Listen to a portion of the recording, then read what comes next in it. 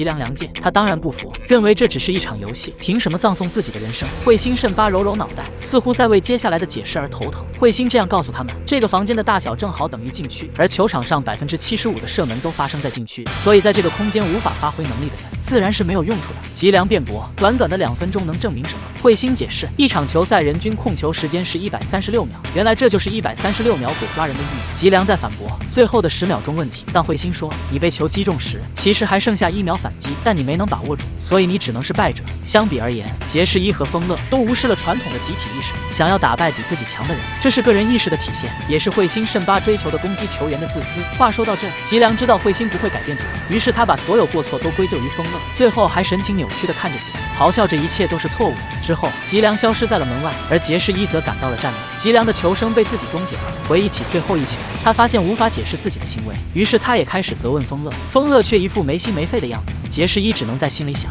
丰乐或许早就疯了，并未给他们过多回味的时间。彗星淡淡宣布，现在你们还剩下11人，今后就将一起生活。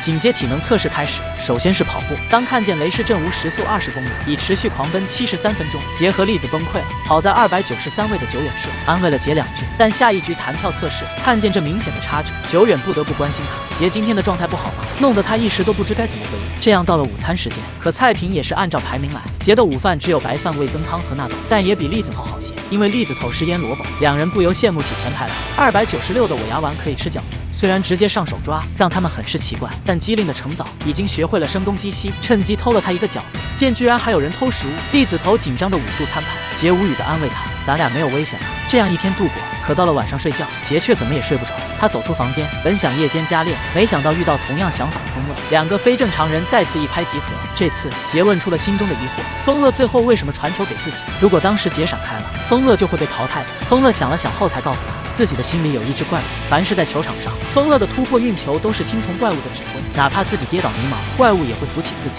丰乐告诉杰，这就是他传球的原因。两人争夺着球，丰乐突然贴脸对他说，你的心里也有一只怪物，这是怪物告诉我。丰乐的言语让杰有所领会，自己最后的确是不认识的自己。杰开始想要知道自己心中怪物的真面目，或许这才是他在蓝色监狱存活的突破口。丰乐此时快乐地掂起球，他说梅西、C 罗这些厉害的球员心中都养了怪物。丰乐这番言辞彻底激发杰的斗志。勇気をくれるそうそうあの時もそんな目してた絶対に生き残ってやる。不久，广播声响起，告知众人体测结果出来了。杰回屋时，栗子头正向他炫耀。这次体测他足足前进了25名，现在是275名了。杰看了眼自己，刚好274，还是压栗子一头。但这时彗星出现，彗星是来科普蓝色监狱组成的，从 B 到 C 一共25支球队，每队淘汰1人后，现在还剩275人。于是栗子头明白了，自己还是最后一名。另一边，有位小帅哥正在接受采访，他叫细师亚，是出生在日本的新生代世界11级。可亚并没有为日本踢球的觉悟，即便当着记者面也直言不讳，日本就是足球弱国。他踱步而出，决意离开。可这时，眼前闪亮的记者招待会吸引住了他。在记者会召开时，彗星慎八的选拔计划也在进行，将25支队伍分为5个小组，每个小组只有2支队伍可以晋级。也就是说，他们11个前锋将组成一支完整的球队，与另外一支这样的球队去决胜负。众人一时昏了头，但彗星语不惊人死不休。他说，在足球进化史中，本来就只是11个攻击队员，但后来出现了像梅西、像 C 罗这样的顶流前锋，而为了阻止那个人，才衍生出了后卫体系和战术。所以足球不是11个人的团队合作，而仅仅是1人的英雄。这就是从零开始创造足球，一个人的球技就会让整支球队、整个国家，甚至是世界都跟着改变。而与此同时，记者会刚刚召开完毕，少年细师亚也决意留下，他要亲眼见证日本会诞生怎样的疯子。